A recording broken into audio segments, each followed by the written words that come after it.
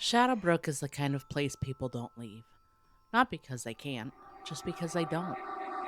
It sits between two old Appalachian mountains wrapped in trees that let the sunlight through. Well, only when they feel like it.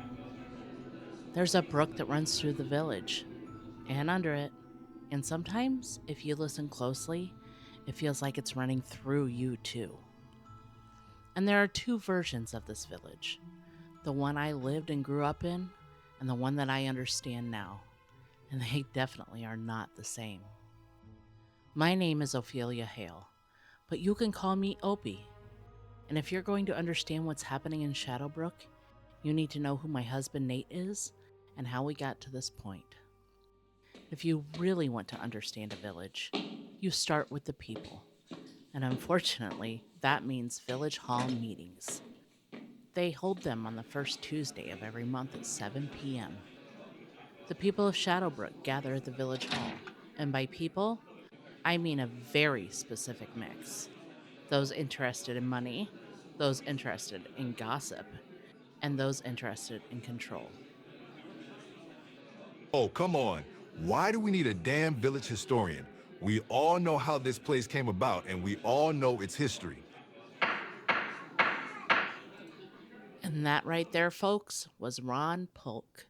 He is loud and he is predictable. Now, the Polk family has been here since the beginning, right alongside the Crosby family. There's a rumor that the Polks lost a bet over naming the village, which this explains, well, a lot actually. I guess we should all be thankful that we don't live in Polksville. Now, Shadowbrook looks charming. It really does. There's a village square surrounded by quaint old buildings that have been the business hub of the village since its existence. There are walking paths, benches, a massive oak tree, and amazing flowers planted by the Wildflower Women's Society. It's the kind of place that feels intentional. Everything is so carefully arranged, but underneath, there's a network of tunnels. These were carved by the first settlers with stone, mud, and time. The brook runs through these tunnels, which means at any given time there's water beneath your feet, whether you can see it or not. Now, Ron, you know most of Shadowbrook's history is just stories passed on through time. Things get twisted and the fish gets bigger every time. We need someone to document the true history for future generations. This is not negotiable.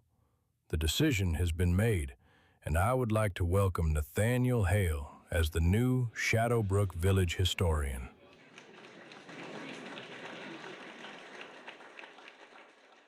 And that was Calvin Bishop. He's the mayor of Shadowbrook, and he's also my father. He is such a gentle man, and when it comes to the village of Shadowbrook, his word is firm and his word is final. Because let's face it, at home, being married to my mother, Amelia Crosby Bishop, you never get the final word. Yes, you heard that right. Crosby.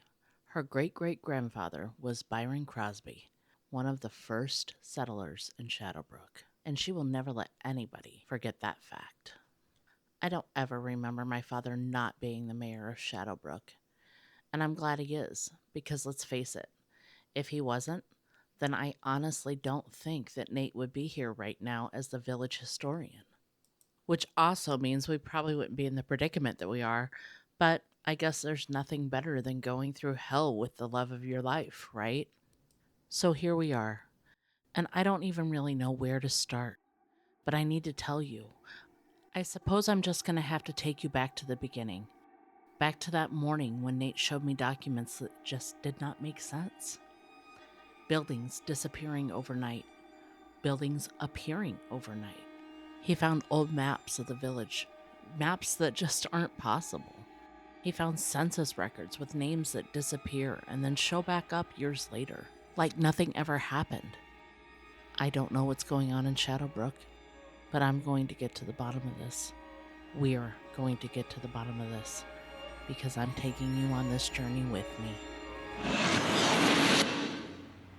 Remember those choose your own adventure books? You know, the ones where you made a bad decision and suddenly You're falling into a pit of snakes or getting abducted by something with too many eyes? Well, good news. We're bringing that energy to Shadowbrook. After each chapter, there's going to be a poll, which means you get to decide what happens next.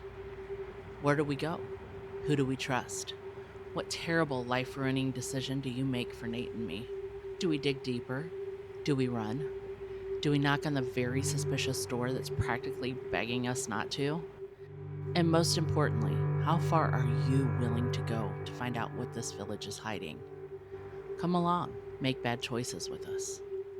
Welcome to Shadowbrook.